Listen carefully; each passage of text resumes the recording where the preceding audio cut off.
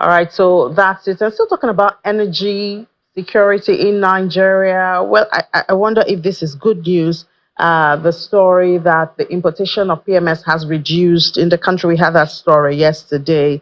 Perhaps it is, well, it was connected to the operations of Dangote refinery. But are more people adopting CNG and other alternatives?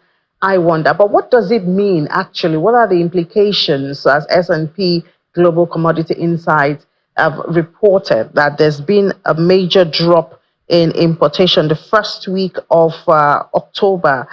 They say there's a weekly drop, a weekly average of 1.3 million is what was recorded in August. And meanwhile, for October, it's less than even a million. Let's talk about the implications of this with an oil and gas expert. Joins us right here in the studio. Dr. Wisdom Enang is right here. Dr. Enang, good morning and thank you for your time. Hi, good morning, Guinea. Thank you very much. Yes, I think what jumps out from the story that we are now importing less petrol is that we now need less FX. But then, do we have other detrimental consequences that could come with this?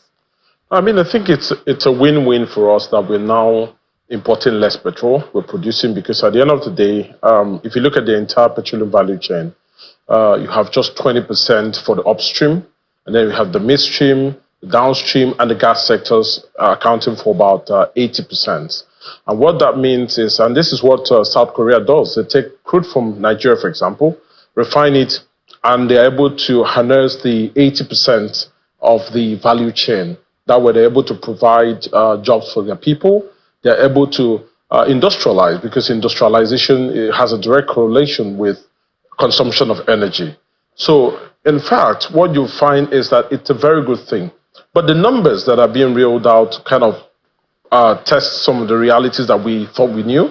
The first is, when you look at how much we're importing now at the moment, we are importing about, say, 44.6 million liters of PMS on a weekly basis, according to the data that we have just mentioned. And then what we also find is that that translates to about 6.5 million liters per day of consumption. The Dangote on the other side are able to pull out between, let's say 15, which is the minimum they were going to start, million liters per day, to 25. We don't know where they are exactly, but within that space. But even if we add 25 to 6, that's about 31, right? And the country isn't blowing off. Then how did we arrive at Nigeria's consumption being 50 million liters per day? Doesn't that bring in the question of the smuggling around the border? That's the point I'm trying to make. Which is why Dangote had said himself that with the technology that we have, so basically when you set up barriers against all of this stuff, you're setting up the equipment barrier, you're setting up the process barrier, and the people barrier. And so he said, with the technology we have, we'll be able to tell Nigeria's exact consumption.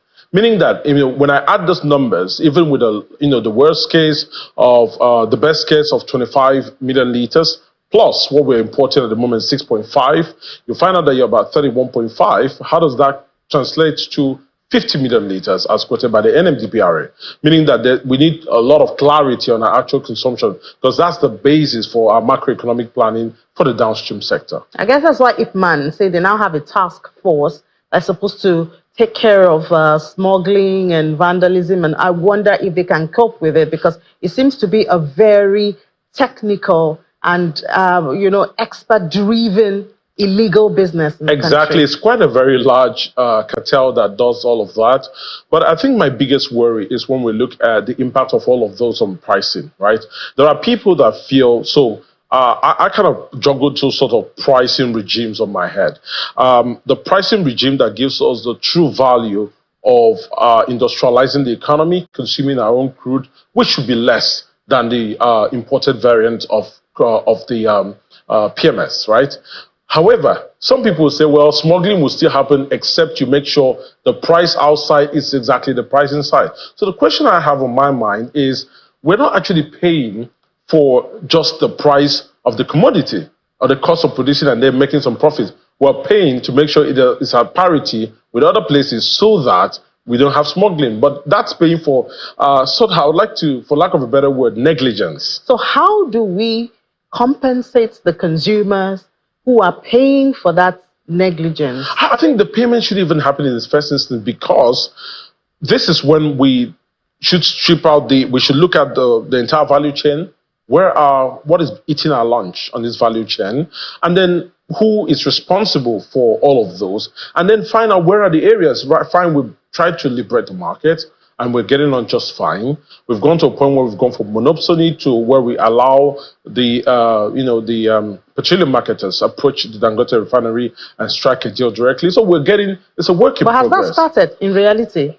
No, I mean, there's still negotiations going on. Yeah, okay. Right? I just wanted to be sure. There's still negotiations going on. And then we're moving slowly, but there's still something eating our lunch. The petroleum value chain isn't just about off-taking. It's also making sure you minimize the losses and make sure that we are able to consolidate those gains for the Nigerian people. Is there a way to handle this smuggling? I know that there are devices that are supposed to be put on trucks.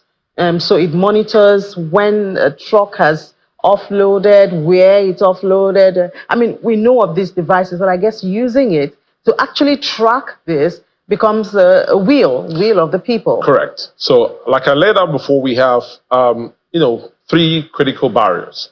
The people barrier, which is the most important because the people barrier control the process and the equipment barrier. And then we have the equipment barrier, which of course technology and all of those, equipments play a very big role. And then we have the process barrier, which talks about what happens when and who does what. That is really important. I think we need to segregate them and begin to define things. The other thing is that when we're looking at stitching all of this together, I like to recommend a PDRR method, which I call predict, detect, respond, and recover.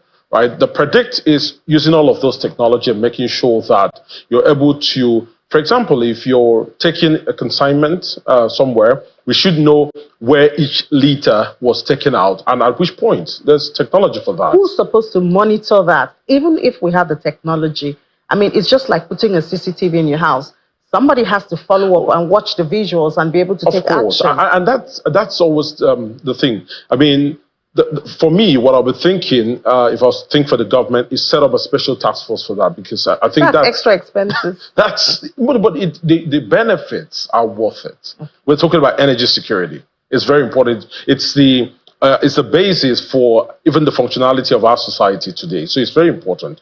And then when you go from the predict standpoint, you're able to get that data. You're able to mine the data and detect. So, for example, if a truck is out, maybe going on the road and it stops for an hour, is it because the truck has broken down, or is it because there's actually an active move to evacuate some of the inventory there for smuggling purposes? And then you go to the respond. That's where you have the human interface. That's where people begin to, after looking at data, what do we need to do?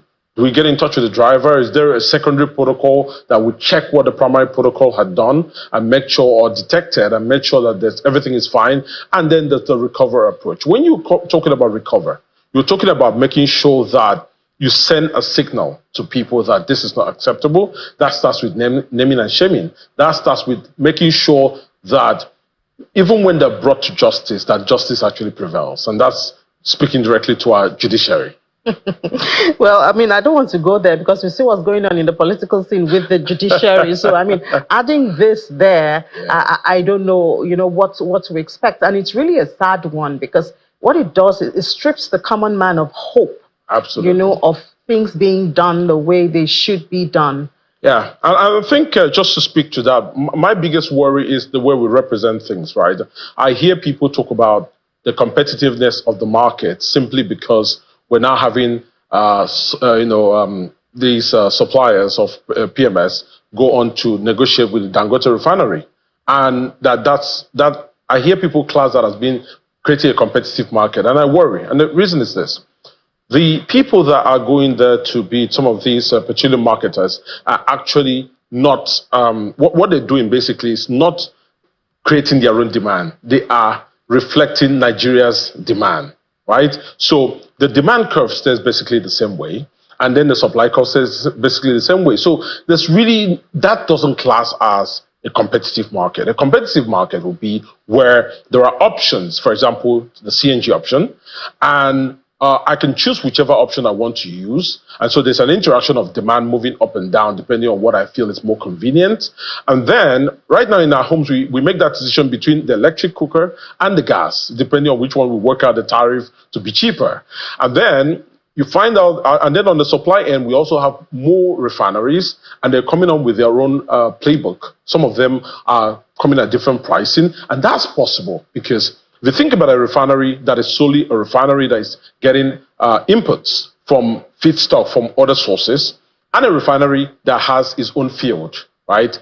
They can afford to say, okay, well, let's discount our downstream operations because we're making a lot of profits on the upstream, and that could affect their pricing. When we have that sort of interaction between that sort of demand and the sort of supply that I talked about, then we can have a very competitive market. Do you see that happening with Dangote? I mean, they said from first quarter of next year, they'll be getting their own crude. Well, but I saw the numbers, and the numbers is 20,000 barrels per day, roughly, to start. That doesn't scratch it versus the 650,000 barrels per day sort of production capacity. But it's a good start. But I think by the time they reach maybe getting a field of about maybe getting an expanse of fields worth 200,000 barrels, then we could play around with numbers. Because I'll give you a case study. Companies like the Watersmith refinery, for example, that have their own fields, have been able to, Watersmith that have their own fields, have been able to work in that space comfortably because they also take credit for the profits that they make in the upstream sector. But in all of this, I think, are we now totally deregulated? Would we wake up one day and say, oh, we want to remove another part of subsidy, and so we expect the price to move again?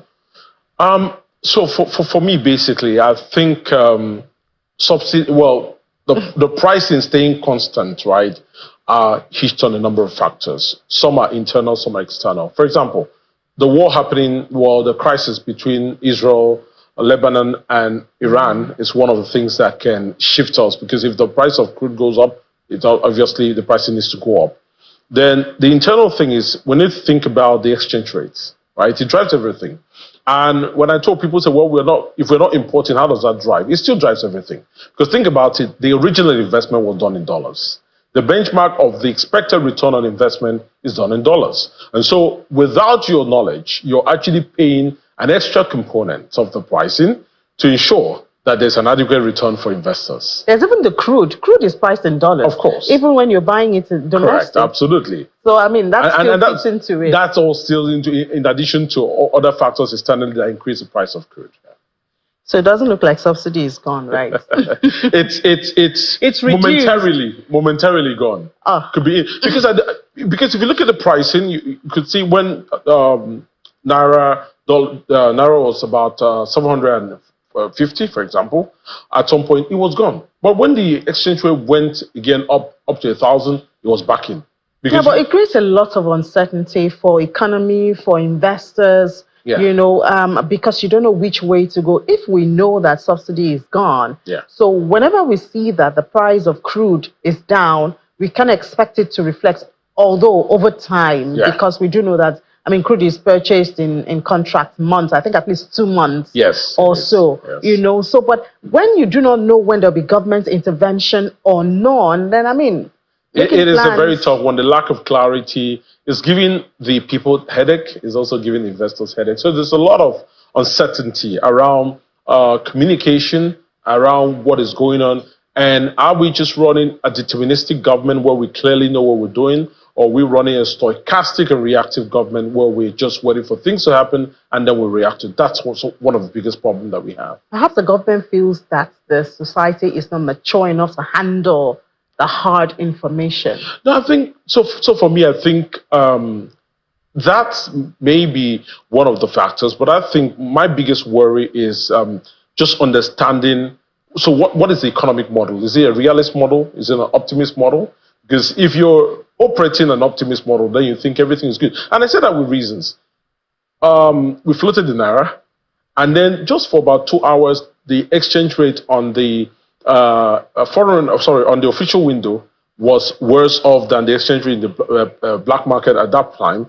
And then I saw a release, and they were celebrating that has happened. Like, it's too soon, right? It's too soon to call it and try to make sense of what's going on. So essentially, I think the government needs to come to a point where there is clarity in terms of communication, and then we also are rejigging our techniques based on the realities on ground. Yes, austerity measures are very important for the kind of economy that we run to get back, but we need to balance that with the realities of the country and make sure that we are not losing sight of what it really means to survive in these times as a Nigerian. All right. Thank you so much, Dr. Wisdom Enang, oil and gas expert, for your time and Thank views. you.